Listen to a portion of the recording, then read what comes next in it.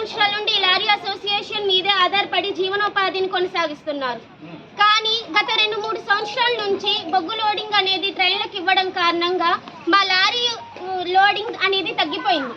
దీని కారణంగా మా తల్లిదండ్రులందరూ లారీలు ట్యాక్సీలు కట్టుకోవడానికి కానివ్వండి, వాటికి ఉన్న ఇన్సూరెన్స్లకు కానివ్వండి, కిస్తీలకు కానివ్వండి, రోడ్ ట్యాక్సీలకు కానివ్వండి, వాటన్నిటిని కట్టుకోవడానికి అప్పుల పాలవుతున్నారు.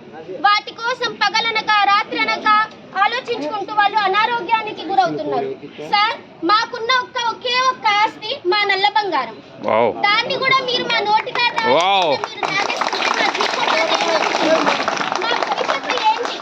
మా భవిష్యత్తుకు ఆధారం ఏంటి సార్? ఇక్కడ ఉన్న చిన్న పిల్లలందరికీ ఏంటి సార్ అవసరం ఇక్కడ రావడానికి? మా తల్లిదండ్రులతో పాటు ఇక్కడికి వచ్చి మేము కూడా ఇక్కడ ఈ ర్యాలీలో పాల్గొంటున్నాం అంటే ఎందుకండి సార్? మా భవిష్యత్తు ఏంటి? మా చదువు ఏంటి?